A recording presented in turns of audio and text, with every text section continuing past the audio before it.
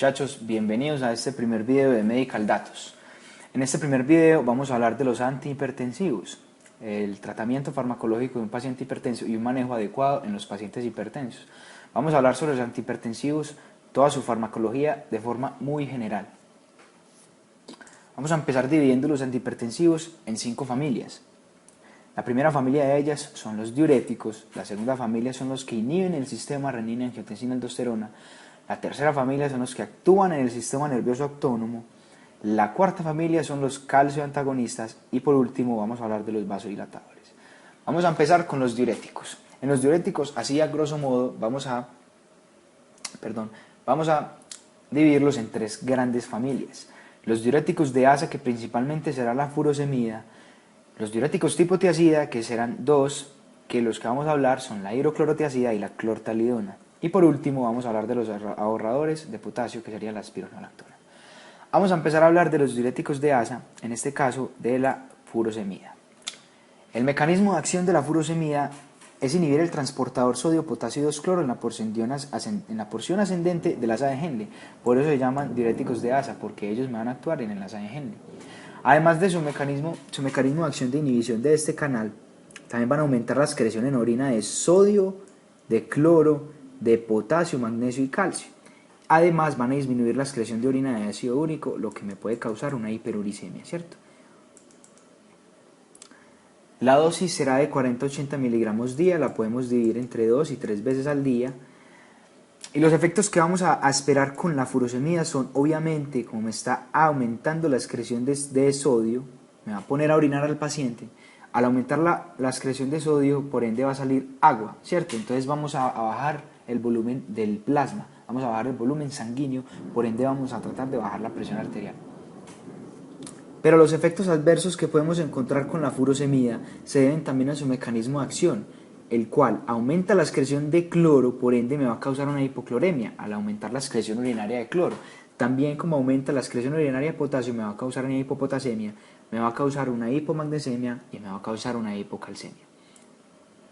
También de los efectos adversos más comunes de la furosemida tenemos la hiperuricemia, ya que disminuye la excreción de ácido úrico. Por eso es muy importante a los pacientes que estén utilizando furosemida hacerles periódicamente conteo de los niveles de ácido úrico en sangre, porque estos pacientes son muy susceptibles a que les dé un ataque de gota. Tener mucho cuidado. Uno de los efectos más poco comunes, pero son muy riesgosos, es el riesgo de ototoxicidad. La furosemida es altamente ototóxica si la combinamos con aminoglucósidos y si la damos por vía intravenosa. Cuando estemos tratando de dar la furosemida por vía intravenosa, ya sea en un edema pulmonar, no podemos sobrepasar una ampolla de furosemida en menos de 5 minutos, porque es altamente ototóxica. Otro de los efectos que encontramos con la furosemida es si se combina con la cisaprida. La cisaprida es un medicamento que se utiliza para la enfermedad acidopéptica y si lo utilizamos junto con la furosemida en pacientes que estén utilizando cisaprida, si le vamos a mandar furosemida, tenemos que tener muy en cuenta de que va a prolongar el QT. Listo, y esto es muy peligroso. Las indicaciones serían falla cardíaca, obviamente hipertensión arterial y también la podemos dar en edema pulmonar. Y las contraindicaciones, la furosemida no se puede dar en embarazo. Vamos a hablar de las tiazidas, especialmente la hidroclorotiazida y la clortalidona. El mecanismo de acción es inhibir el simporte sodio-cloro en el túbulo contorneado distal. También aumenta la reabsorción de calcio y aumenta la excreción urinaria de potasio, cloro y sodio. También no se considera mecanismo de acción, pero es muy importante para conocer los efectos adversos, es que compiten con el transportador de ácidos orgánicos, por ende también, al igual que la furosemida, me va a causar una hiperuricemia. La dosis de la hidroclorotiazida vamos a dar de 12,5 a 25 miligramos, la dosis máxima que podemos utilizar es 50 miligramos y la clortalidona en Colombia no se encuentra en el POS, vamos a dar de 25 a 50 miligramos. Los efectos, como ya se los dije, puede causar una hiperuricemia porque compite porque la hidroclorotiazida y la clortalidona compiten con el transportador de ácidos orgánicos, por ende me va a causar una hiperuricemia. Por ende, también es importante a los pacientes que estén con tiazidas mandarle manejos de ácido úrico en sangre porque pueden presentar ataques de gota. Otro de los efectos adversos, obviamente porque aumenta la excreción urinaria de sodio, puede causar una hiponatremia, una hipomagnesemia, una hipopotasemia y obviamente puede causar una hipercalcemia porque aumenta la reabsorción de calcio. Estos son los efectos que estamos buscando con la hidroclorotiazida. Otro efecto muy importante, un efecto adverso, es que la hidroclorotiazida y la clortalidona compiten con la insulina y hacen que la insulina no se secrete, o sea, disminuyen la velocidad de excreción de la insulina, por ende me causan una hiperglucemia. Una hiperglucemia, ¿cierto? A mí me perdonan la lentitud de manejar esto, pero me he encontrado mientras que compro el pad. Entonces es muy importante conocer este efecto adverso que puede ser la hiperglucemia, porque un paciente con hidroclorotiazida o clortalidona nos puede llegar con gravedad, ¿cierto? Otro efecto muy común de los tiazidas es que es un vasodilatador periférico a largo plazo. A largo plazo me puede tener una vasodilatación de los miembros superiores y los miembros inferiores. Y listo. Las indicaciones obviamente en hipertensión arterial y la hidroclorotiazida o la clortalidona también se puede dar en casos cuando hayan hipercalemias, cuando haya un exceso de potasio en sangre, ¿cierto? Una hipercalemia. Y las contraindicaciones no se le puede dar en pacientes que sean alérgicos a las sulfas,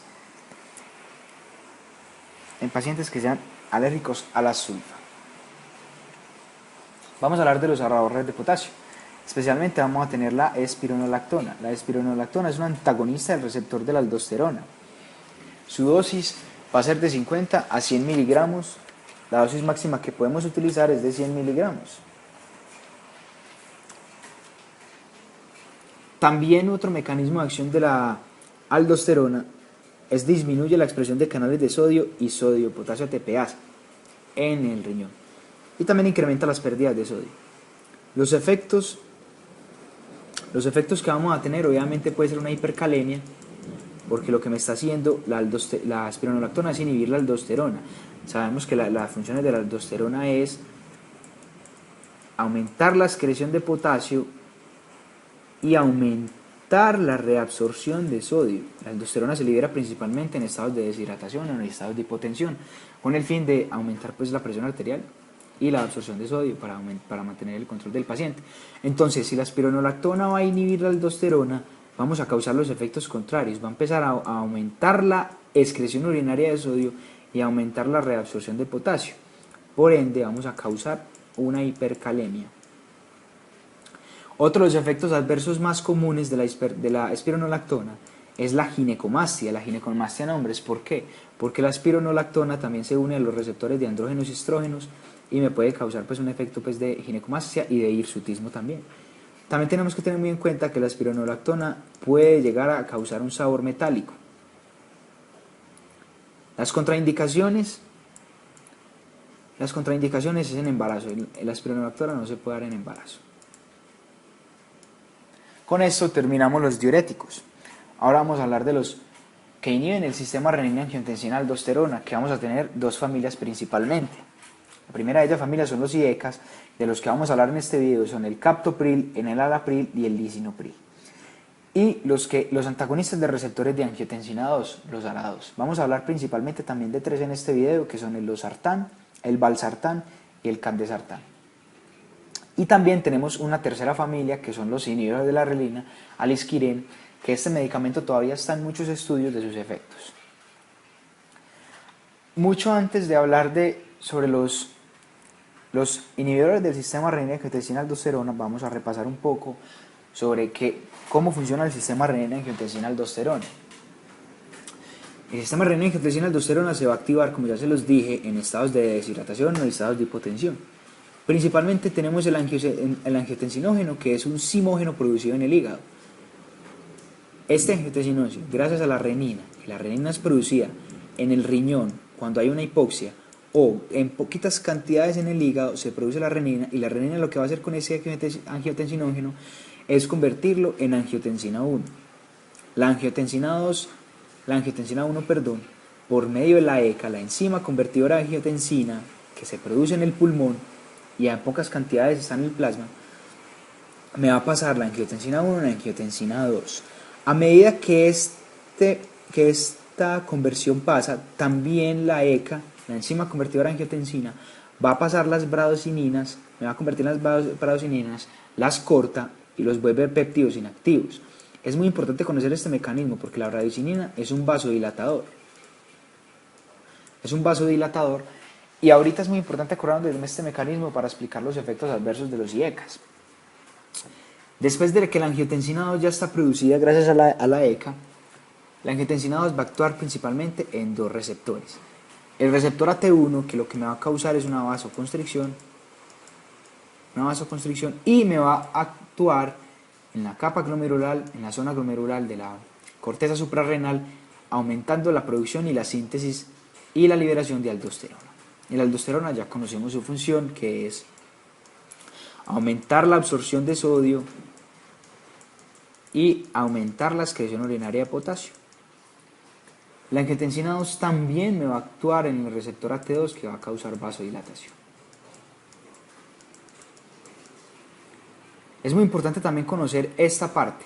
¿Por qué? Porque vamos a dividir el sistema renina-angiotensina 2, donde en esta parte principalmente van a actuar los IECAs y en esta parte principalmente van a actuar los antagonistas receptores de angiotensina.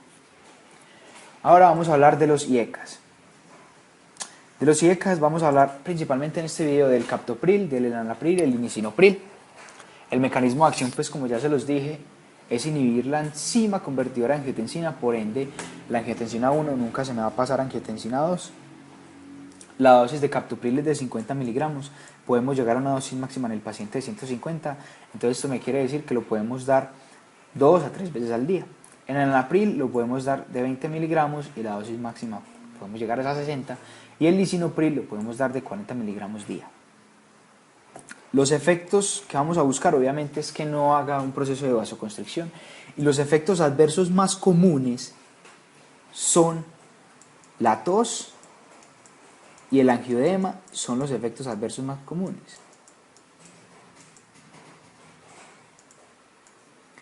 ¿Por qué les dije a ustedes que era muy importante acordarnos? Perdón, yo borro eso. Era muy importante acordarnos de esta parte. ¿Por qué? Porque como les dije, la enzima convertidora de angiotensina cuando funciona también hace que la bradicinina se vuelva péptidos inactivos. Pero los IECA están inhibiendo esta parte, o sea que la IECA nunca me va a convertir la bradicinina en péptidos inactivos.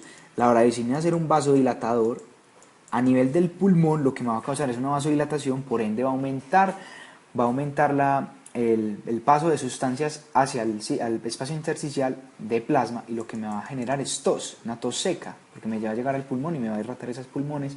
Y el angioedema también se implica por la vasodilatación.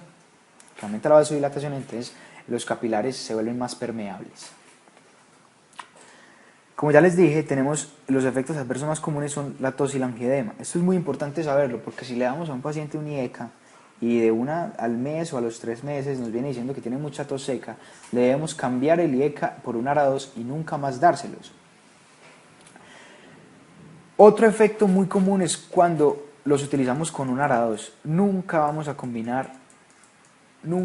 combinar los IECAs con los ARA2, porque entre los dos, como están actuando en el mismo sistema, van a aumentar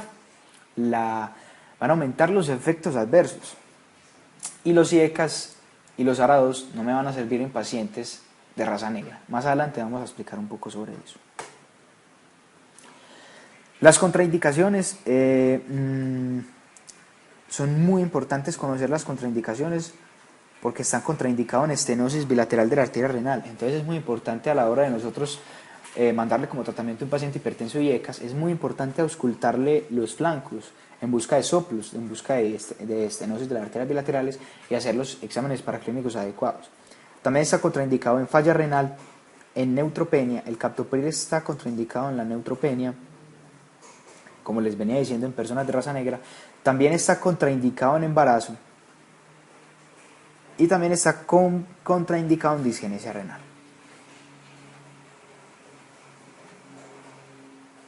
Vamos a hablar de los ARA2. Los ARA2, vamos a hablar de tres principalmente: los sartán, vasartán, candesartán. El mecanismo de acción va a ser los antagonistas del receptor de angiotensina 2, tanto como el receptor 1 y tanto como el receptor 2. Si recordamos un poquitico, los ARA2 me van a actuar tanto en los dos. ¿Por qué deben actuar en los dos? Porque si yo hago un bloqueo del receptor AT1, la función del receptor AT2 es aumentar la vasodilatación. Entonces, si yo solamente bloqueo el receptor AT1, el mecanismo compensatorio va a empezar a generar una vasodilatación. Entonces, debemos bloquear los dos mecanismos para que el paciente no, al hacerle una inhibición del AT1, me vaya a generar una hipotensión. Entonces, en los ARA2, su mecanismo de acción, ya como le dije, son antagonistas del receptor de angiotensina 2. La dosis de losartán es 50 miligramos, dosis máxima 150, o sea que lo podemos dar de 2 a 3 veces al día. El valsartán va a ser de 40 miligramos, máxima 320. Candesartán viene de 8, 16, 32 y la dosis máxima que vamos a utilizar son 32. Otros de los mecanismos de acción de los ARA2 también es que disminuye la actividad de la angiotensina 2 en el sistema nervioso central, en el riñón, en los vasos y en el corazón. Los efectos más comunes de los ARA2 no van a ser tos y angioedema, por lo que ya comenté, pero sí van a ser fatiga, anemia, debilidad, diarrea, tos, posiblemente, y el angioedema también puede ser. Un efecto adverso que tenemos que tener muy en cuenta es la hipoglucemia. Un paciente que esté con ARA2 muy posiblemente puede llegar a tener una hipoglucemia. Las interacciones, ya hablamos de que no podemos combinarlos con IECAS, tampoco se deben combinar con el esquiren por lo mismo, porque están actuando en el mismo sistema y van a aumentar los efectos adversos. Vamos a hablar del inhibidor de la renina, que es mucho más utilizado en los pacientes negros, los pacientes de raza negra. El mecanismo de acción pues va a inhibir la renina, entonces no deja que el angiotensina se convierta en angiotensina 1. La dosis va a ser de 150 a 300 miligramos. Los efectos que estamos buscando con la renina son los de disminuir la vasoconstricción, que no se genere un mecanismo de vasoconstricción. Y los efectos adversos más comunes son la tos, la diarrea y el angioedema. Las contraindicaciones: no se puede dar en embarazo. Ahora vamos a hablar de los beta bloqueadores. Vamos a hablar de los que actúan en el sistema nervioso autónomo. Vamos a tener tres familias grandes: los beta bloqueadores, los alfa bloqueadores, los alfa 2 agonistas centrales. Y de los beta bloqueadores vamos a dividir en dos: los cardioselectivos, o sea, los beta 1 selectivos, y los no selectivos. Entonces, para hablar un poquitico de cómo actúan en el sistema nervioso autónomo, vamos a dar un repaso general de lo que hacen los receptores alfa y beta a nivel cardiovascular. El receptor alfa 1,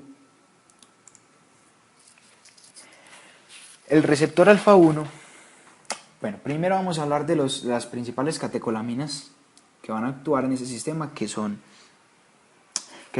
la adrenalina, noradrenalina y la dopamina. La noradrenalina va a tener un poquito más de acción sobre los alfa y la adrenalina va a tener más acción que en los beta.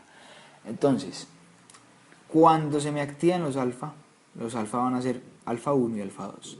Los alfa 1 van a causar vasoconstricción y reabsorción de sodio en riñón. Y los alfa 2 hacen prácticamente, en resumidas cuentas, lo contrario. Hacen una retroalimentación negativa y también inhiben la liberación de noradrenalina. Entonces, estos son muy importantes en la práctica clínica, en un manejo hipertenso. Y los beta, vamos a tener también beta 1 y beta 2. Los beta 1 van a aumentar la frecuencia cardíaca, la contracción aumentan las contracciones, la fuerza de contracción y estimulan la liberación de renina. Y el beta 2 hace una vasodilatación. Es muy importante también saber que los receptores pueden disminuir a consecuencias de los altos niveles de catecolaminas. ¿Qué es esto? Una taquifilaxia a las catecolaminas. Cuando se empieza a liberar mucha catecolamina, estos receptores empiezan a disminuir. El ejemplo claro es con un paciente con feocromocitoma. El feocromocitoma es un tumor que se produce en la glándula suprarrenal, un feocromocitoma secretor de adrenalina.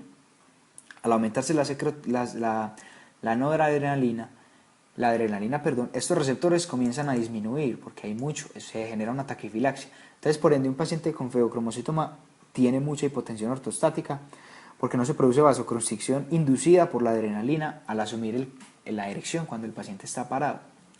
Otra cosa que es muy importante entenderla y tenerla en cuenta es que existe algo que se llama regulación ascendente, que es cuando se disminuyen crónicamente los neurotransmisores, es decir, cuando yo estoy inhibiendo por mucho tiempo los neurotransmisores, los receptores van a aumentar los receptores y eso en el cuerpo, los receptores en el cuerpo comienzan a aumentar y al aumentar estos receptores se vuelven mucho más reactivos a las catecolaminas. El ejemplo más claro es un paciente que esté utilizando clonidina, que es un alfa-2 agonista. La clonidina inhibe la liberación de la noradrenalina. Cuando se utiliza por mucho tiempo y cuando yo suspendo cuando yo suspendo muy rápido la clonidina, lo que le va a pasar al paciente es una hipertensión de rebote. ¿Por qué? Porque se empieza a secretar mucha más noradrenalina y adrenalina. Estos receptores que se crearon nuevos están mucho más reactivos y de una le va a generar una hipertensión de rebote, como consecuencia de los receptores aumentados. Entonces, primero hablaremos de los beta-bloqueadores. El mecanismo de acción de los beta-bloqueadores es inhibir la unión de la adrenalina y noradrenalina a los receptores beta. Entonces, como mecanismos tenemos selectivos del beta-1, que sería el metoprolol. Entonces, en resumidas cuentas, tenemos que el metoprolol va a actuar principalmente en dos sistemas. En el sistema renina-angiotensina-aldosterona, porque el beta-1 me aumenta la producción de renina. Entonces, si el metoprolol es un bloqueador de canales B1, se me va a disminuir la producción de renina. Y aparte de eso, va a disminuir la frecuencia cardíaca y el gasto cardíaco al actuar como antagonista del receptor beta-1. La dosis del metoprolol es de 50 a 100 miligramos y la dosis máxima es 150. Ahora hablaremos de los no selectivos. Los no selectivos vamos a tener propanolol, carvedilol y labetalol. Al ser no selectivos quiere decir que me van a actuar tanto en B1, en el receptor B1, y me van a actuar tanto en el receptor beta-2. Por ende me van a causar una vasoconstricción porque son antagonistas del beta-2 y me van a causar una disminución de la frecuencia cardíaca, disminución del gasto cardíaco y disminución de la producción de renina. Pero esto tiene también efectos a nivel pulmonar. Los efectos adversos más comunes son muchísimos con los beta-bloqueadores. Pueden llegar a causar insuficiencia cardíaca, pueden llegar a causar obviamente bradicardia, pueden llegar a causar bloqueos, pueden llegar a causar que las extremidades se pongan frías. Hay que tener mucho cuidado con los pacientes que estén tratados con beta-bloqueadores y les queremos quitar la dosis porque la dosis la tenemos que quitar progresivamente, de manera progresiva. Hay dos medicamentos de los beta-bloqueadores que son muy importantes. ¿Por qué? Porque también tienen un mecanismo de acción que es estabilizadores de membrana. Es el propanolol y el labetalol. Hay que tener mucho cuidado con estos porque ellos van a bloquear los canales de sodio en las motoneuronas. Por ende, si vamos a dar una sobredosis, el paciente muy seguramente me va a causar una arritmia, convulsión y ensanchamiento del QRS. Entonces tenemos que tener mucho cuidado al dar en dosis altas el propanolol y la betalol, porque además de ser beta bloqueadores, bloquean el canal de sodio y me van a causar una arritmia, convulsión y aumento del QRS. Las indicaciones, los que son selectivos los tenemos que dar en enfermedad cardiovascular periférica, se pueden dar en enfermedad cardiovascular periférica, porque si nosotros antagonizamos los receptores beta-2 va a causar una vasoconstricción obviamente y va a empeorar la afectación de la enfermedad vascular periférica. Obviamente otra indicación es la hipertensión arterial y la insuficiencia cardíaca.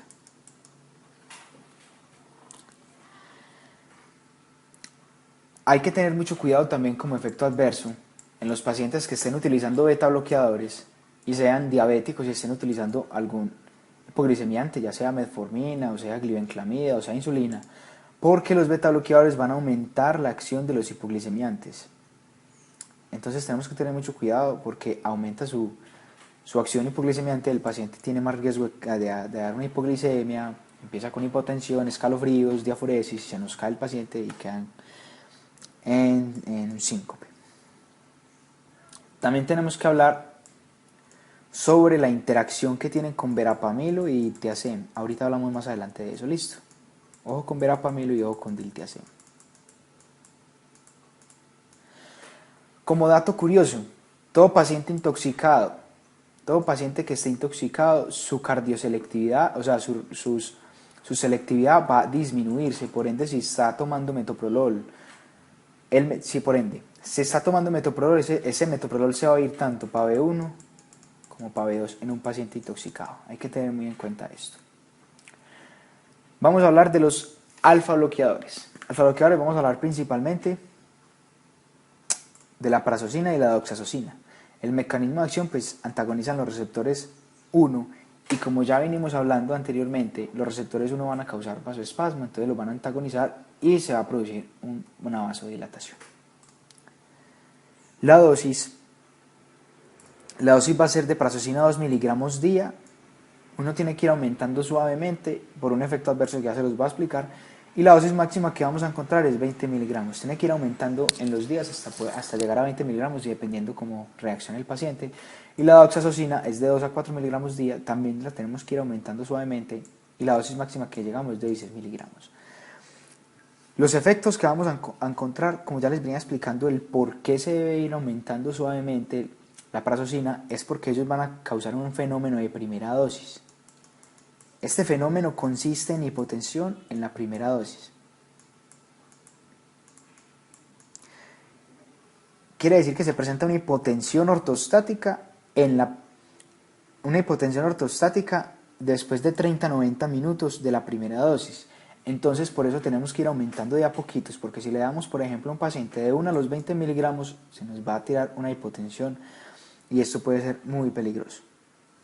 Otro de los efectos menos comunes, y todavía no se sabe por qué, es que disminuyen los triglicéridos, disminuye el LDL y aumenta el HDL. Cuando se dan crónicamente. Ahora vamos a hablar de los alfa-2 agonistas centrales. Como ya anteriormente les había hablado de la importancia de conocer cómo funcionaban los receptores, acordémonos de la clonidina, que no la podemos suspender, súbitamente porque nos va a causar una hipertensión de rebote. Vamos a tener dos alfa-agonistas centrales principales que vamos a hablar en este video, y es la clonidina y la metildopa. La mecanismo de acción son agonistas del receptor alfa-2 en el tallo cerebral.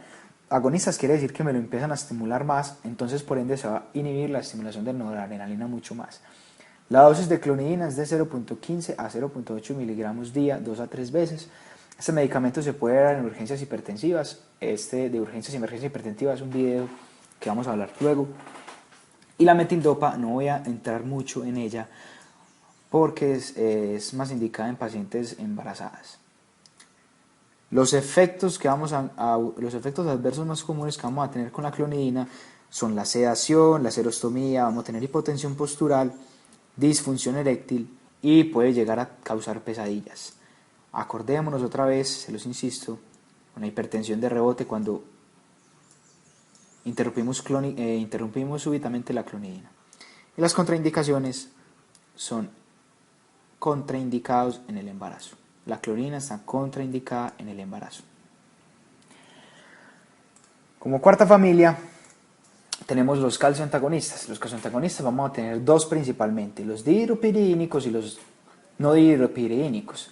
Los dihidropiridínicos vamos a tener nifedipino y amlodipino principalmente, son los más comunes y de los que vamos a hablar en este video. Y los no dihidropiridínicos, que son verapamilo y diltiazem. Vamos a hablar de los calcioantagonistas. Pero para hablar de los calcioantagonistas, primero vamos a conocer un poquitico su mecanismo de acción explicado en esta imagen. Su mecanismo de acción de los calcioantagonistas va a ser actuar en la subunidad alfa de los canales de calcio tipo L que están en la célula endotelial.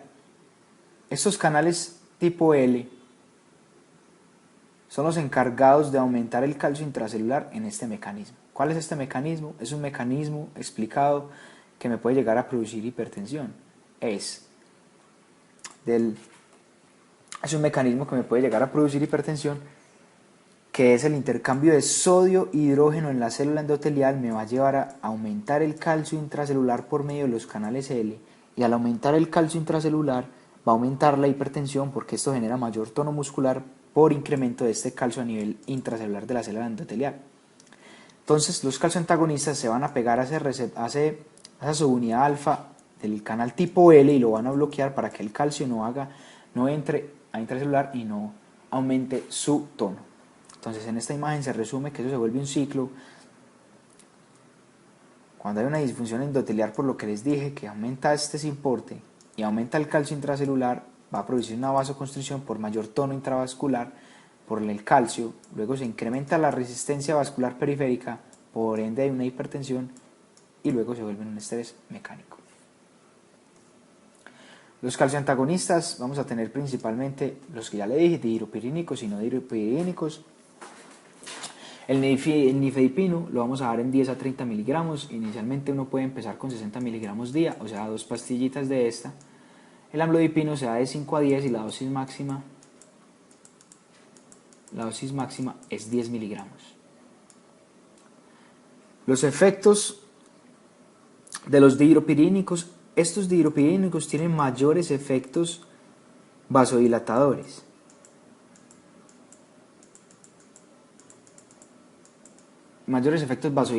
Mientras que los no dihidropirínicos tienen mayores efectos en la disminución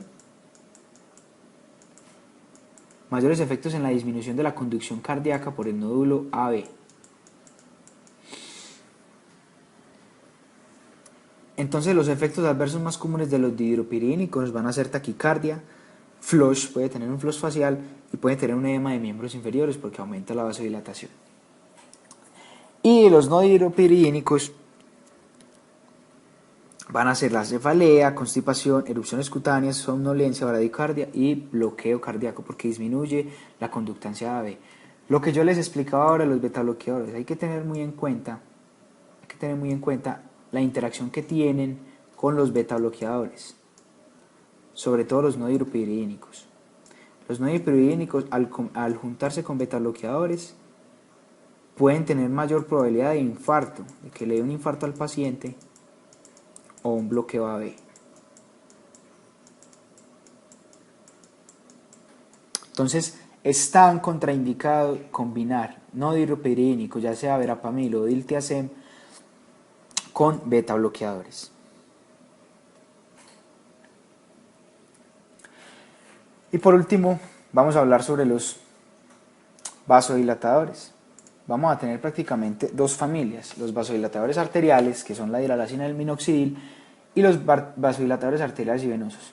No voy a entrar muy a fondo sobre estos dos, porque la hidralacina se utiliza más que todo en emergencia hipertensiva asociada a embarazo, y el minoxidil, qué pena aquí con este error, es muy poco útil en hipertensión. Entonces no voy a entrar a hablar mucho de estos, pero sí voy a hablar de uno de los más utilizados, que es el nitroprusiato, que es un vasodilatador arterial y venoso. Es muy útil en emergencias hipertensivas. La dosis del nitroprusiato, primero hablemos pues de su mecanismo de acción, que el nitroprusiato aumenta la liberación de óxido nítrico, y todos sabemos que el óxido nítrico es un potente vasodilatador. Entonces aumenta la secreción de óxido nítrico. La dosis que uno empieza a dar intravenosa es de 0.25 a 1.25 microgramos kilo minuto intravenoso. En resumidas cuentas, usted puede llegar, en un paciente que me llegue con emergencia hipertensiva, usted le puede dar 5 microgramos por minuto, para que sea mucho más fácil de hacerlo. Las indicaciones, obviamente ya se las dije, en una emergencia hipertensiva. Y los efectos, tenemos que tener mucho cuidado en dar dosis muy altas. ¿Por qué? Porque es que el nitroprusiato es un tiosinato, se deriva en tiosinato y el tiosinato me puede llegar a causar, no es que me pueda, me va a causar una intoxicación por cianuro. Entonces tenemos que tener mucho cuidado en dar dosis mayores de 2 microgramos por kilo por minuto, y es muy importante darla en menos de 2 días en pacientes con alto riesgo y en menos de 5 días con pacientes que no tienen riesgo, porque, como ya les dije, me puede llegar a causar una intoxicación por cianuro. Con eso terminamos los antihipertensivos. Vamos a empezar a hablar del manejo del paciente hipertenso. Este cuadro es sacado, o sea, estamos haciendo esto basado en la guía de la John 8, donde nos van a dividir en grupo poblacional y en etnia y en pacientes con comorbilidades. Vamos a hablar de las metas de la presión arterial en pacientes mayores de 60 años. La JOY nos recomienda mantener las cifras de presión arterial menores de 150 sistólica, 90 diastólica. Es una recomendación fuerte. En la población general, los menores de 60 años, nos recomiendan manejar una presión sistólica menor de 140 y una presión distólica menor de 90. En la población general, mayores de 18 años con enfermedad renal crónica también nos consideran lo mismo, mantenerla por debajo de 140-90. Y en la población general, mayores de 18 años con diabetes también nos recomiendan 140-90. Hay que tener mucho cuidado con esto. Por ejemplo, yo personalmente, en un paciente que tenga enfermedad renal crónica y en un paciente que tenga con diabetes, yo trato de mantenerles esta presión por debajo de 130, porque esta opinión también es por expertos. O sea, los expertos recomiendan, pero no es una opinión fuerte. Pero yo, como sé que un paciente tiene una comorbilidad con una enfermedad renal crónica, si le bajo la presión más, obviamente se me va a disminuir más el riesgo cardiovascular que va a tener a futuro. Según la JOINT también nos recomienda, en la población general no están incluidos los de raza negra ni los diabéticos. Vamos a tener que empezar con un diurético tipo tiazida, un bloqueador de canales de calcio y de cavarados. Enseguida más adelante le vamos a hablar.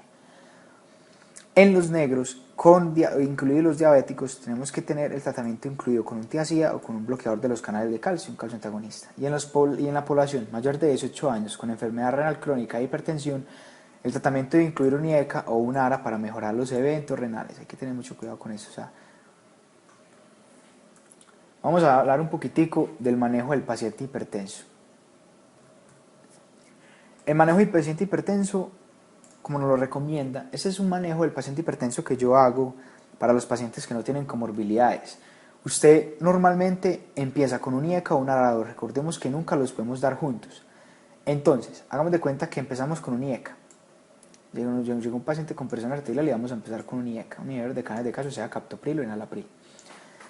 Nos llegó y le mandamos IECA, pero luego el paciente en la revisión que le hacemos después nos llega, no mejoró, el paciente no mejoró, nos llega todavía con hipertensión, vamos a ajustar la dosis de ese IECA. Luego de ajustar la dosis de ese IECA, después de un tiempo lo volvemos a revisar y si el paciente no mejoró, vamos a añadir un calcio antagonista. Entonces en este punto ya vamos a tener un IECA más un calcio antagonista. Vamos a tener un IECA a tope, ¿cierto? Ajustamos la dosis y vamos a tener un calcio antagonista. Luego revisamos otra vez el paciente y no me mejoró el paciente. Vamos a añadir un diurético tipo tiazida. Entonces en este punto ya vamos a tener un IECA más un calcio antagonista más un diurético tipo tiazida. Luego de hacer estos 3 medicamentos, volvemos a revisar al paciente luego de un tiempo y el paciente sigue hipertenso porque no mejoró, vamos a añadir un beta bloqueador. Entonces en este caso ya vamos a tener un IECA más un calcio antagonista más un tiazida más un beta bloqueador. Si después de agregarle otro medicamento, el paciente todavía sigue hipertenso, llegamos a un punto donde nos preguntamos qué es lo que está pasando. En este punto nos debemos de hacer 2 preguntas. La primera pregunta que nos debemos hacer es, ¿será una hipertensión arterial resistente? O la segunda pregunta que nos debemos hacer es, ¿será una hipertensión arterial secundaria? Entonces debemos pensar en estas 2 cosas. Uno, puede ser una hipertensión arterial secundaria porque en la hipertensión arterial secundaria lo que tengo que tratar es la causa de base, sea un feocromocitoma, sea un hiperaldosteronismo, sea una estenosis bilateral de las arterias renales que me esté causando la hipertensión. Debo tratar la enfermedad de base que me está causando esto para disminuir la presión arterial. ¿O será una hipertensión arterial resistente?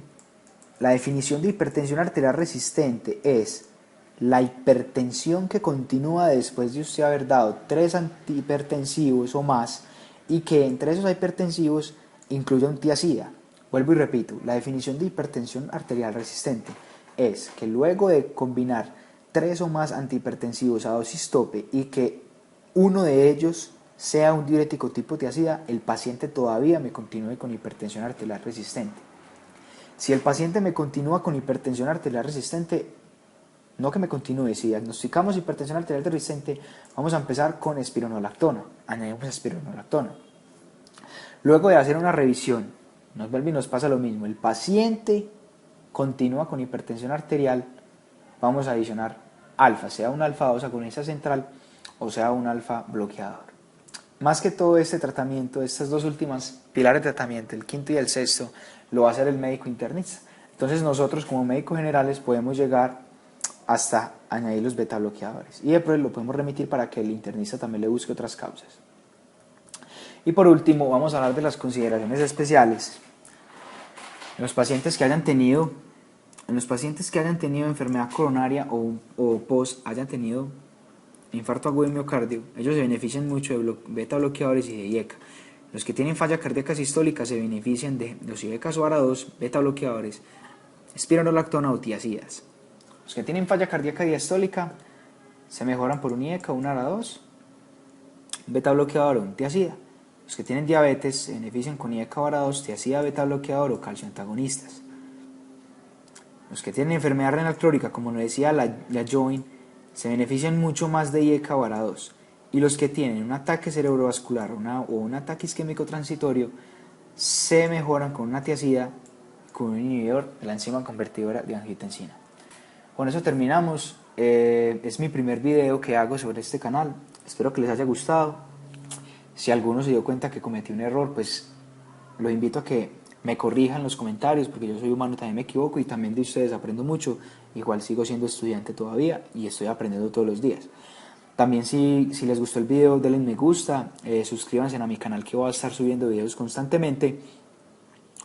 Y también si quieren que les explique algún tema de interés, lo pueden dejar en los comentarios y yo se los explico. Y también me gustaría saber si les gusta mi metodología, si la debemos cambiar o cómo. Muchísimas gracias a todos por acompañarme y los espero a seguir visitando mi canal en YouTube para ver nuevas actualizaciones. Muchas gracias.